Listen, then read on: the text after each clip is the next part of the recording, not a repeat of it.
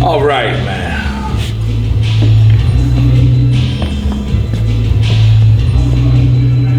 Ladies and gentlemen, it brings me great pleasure to bring to you one of the hardest working, talented artists who has such a global appeal.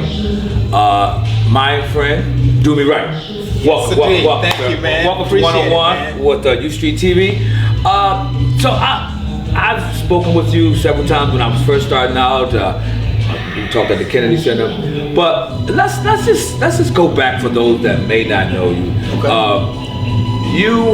What Zimbabwe? Zimbabwe, Okay. yeah. Okay, start with me a little bit there and then how you came. Okay, so yeah, growing up in Zimbabwe, just like kids all over the world and in the U.S., got exposed to hip hop. Yes. My older brother was a DJ, which gave us a unique window because it was hard to get music over there. You know, we across the ocean or whatever. Right. And that was in the early days. You know, so getting stuff was hard. Right. So since he was a DJ and he had a DJ collective, he was actually one of the pioneering DJs in Zimbabwe. Oh, beautiful. Fu Manchu goes by his name. Rest in peace. Rest in peace, Fu Manchu. But through that DJ collective, he had to stack of records. So he'd introduce us to stuff like, you know, like funk and soul and jazz, but also hip hop. And he'd have hip hop records and like Run DMC. And I remember the first time I heard Eric B for president. Whoa. Or whatever, and I'm like, what is this? And you know, just digging through his, you know, and stuff, and we throw in a cassette and record stuff. Yeah. But then as we got more and more exposed to it, it was like, yo, these cats are telling stories about who they are and what they're doing. And I'm like, well, we're doing some stuff that's pretty interesting too. Right, I'm like, right. so we could do that too. And I had been a poet, like writing poetry. And I was like, yo, we should start writing rhymes and not just talk about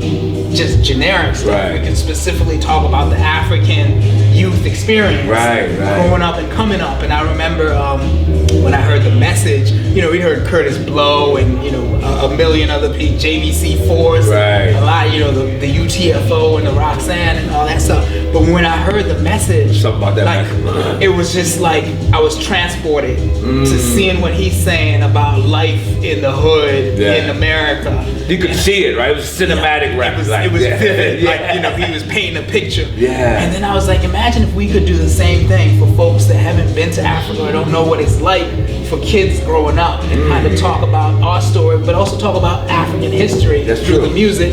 And not only do that just over beats, but incorporate African rhythms and sounds of things like Fela Kuti and, you know, folks like that. Yeah. So it was always a dope idea to try to do that. Eventually, fast forward, it manifests through the group Zimbabwe Legit. We came over to the U.S. and connected first with somebody that wrote for the Source magazine, Dave Falkenkline. Okay. And he was like, yo, when we wrote to him, we were literally writing letters and mailing cassettes. And he's like, yo, I knew, you know, I had seen the letter saying y'all were doing something. He's like, but I didn't know what to expect. He's like, when I heard it was dope. He's like, well, if y'all ever, it's kind of hard overseas, but if y'all ever come to the U.S., look me up. Right. Maybe we can make something happen. He was working at Red Alert Productions, which was also pivotal because he was working with like Queen Latifah through Red Alert Productions, Tribe Called Quest, and the Jungle Brothers. And Wow. I was like, oh, we fit right in, you know what I mean? Native tongue, Right. or whatever, you know. The real Jungle Brothers, you know, not really, but yeah. But yeah, like, and it was funny, like the native tongue, and I was always like, you know, do me right. I'm the first brother from the mother that did damage in my native tongue. Whoa, You know, okay, dude. So you talk about Zulu Nation, Right. That's where we from. That's exactly, literally, right. No. Like, you know. We are the original. Let me ask you, what was the climate in Zimbabwe at the time? So it was for us, like, again, you know, with these burgeoning movements, hip hop is in its infancy, or not even infancy, but growing as a culture and a movement, especially on a global scale. So like a lot of folks in positions of power, you know, the people who had TV shows or whatever didn't really get it. And so we got the thing a lot of times like, well, why are you running away from your culture? You know, you should do traditional music. You guys want to do Western music. And it was like, it's all interconnected. You know, and they didn't see that vision. Fast forward to now, hip hop is the biggest music on the planet. People in South Africa and all over Africa, Nigeria, filling stadiums for hip hop shows. But you talking about late 80s, you know, they hadn't seen the vision yet over there. So we were trying to break through and doing shows. We were also b-boys, so we, you know, dance and have battle and different stuff like that. But there was like that underground, it was bubbling, I'd say, like beneath the surface, and hadn't popped up yet. Would you say that you were part of the underground culture in Zimbabwe, or what part of the movement? Or? Yeah, for sure.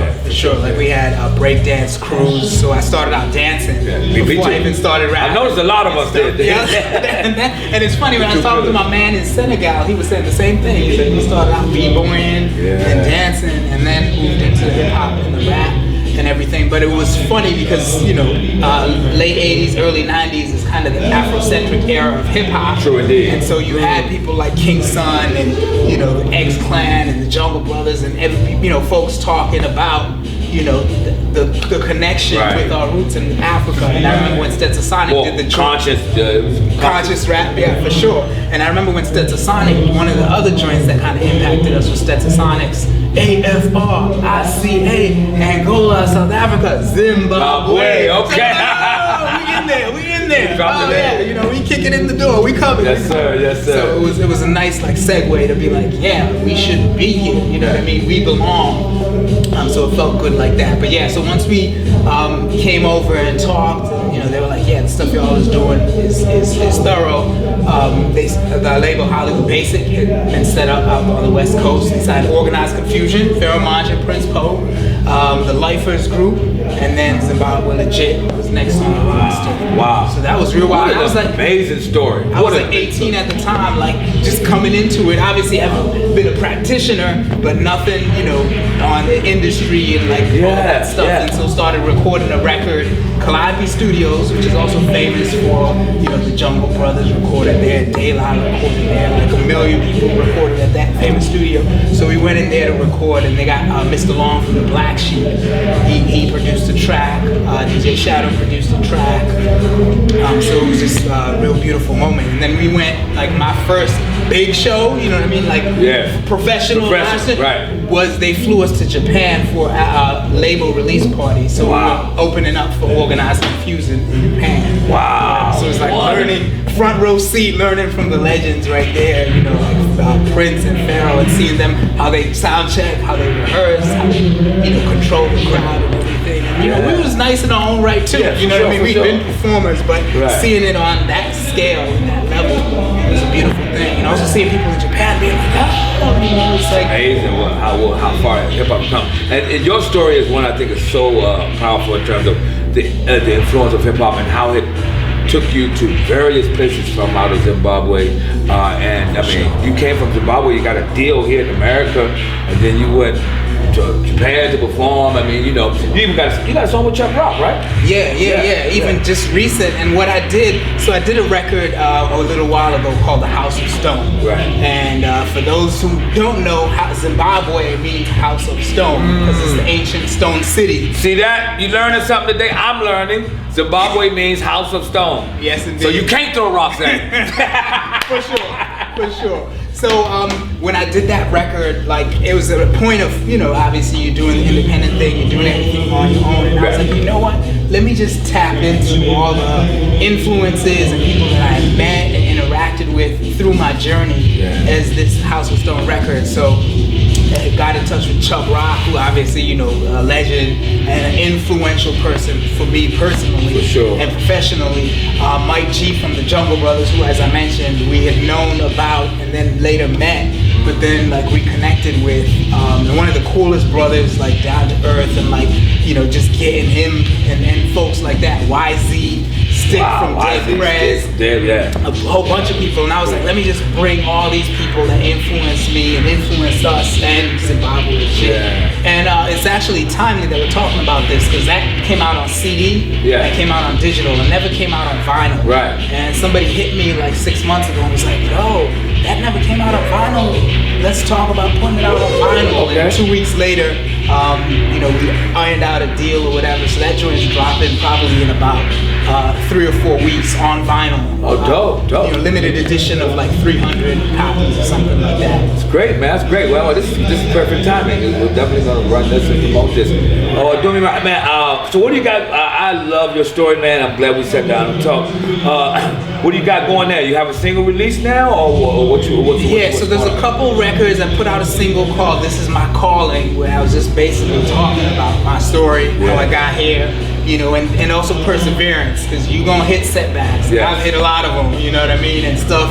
You stumble and doors get closed, and it's just like, keep going. Right. Can't stop, won't stop, you know. So the single's called This Is My Calling, featuring a soul singer, brother with a dope voice, Nathaniel Starr. Oh, that's my guy. That's my Yeah, guy. connected with him, and he just blessed it like perfectly, you know, to provide the theme and the backdrop for that. So that single is out, and I'm also working on getting the next record ready, called Dumi Right, Forward to the Future. So it's a play on, you know, Back Forward, to the Future, forward, yeah. but it's also like forward, like the word before. Right, You know, yeah, I you're reading got a you. book, you know, so you flip Forward it. to the right, yeah, forward. yeah, forward to the future, and also, you know, literally moving forward, because that's what we're doing. So just working on that, and I also started. I lead a hip hop ensemble. Talk about whoever thought hip hop would take it this far.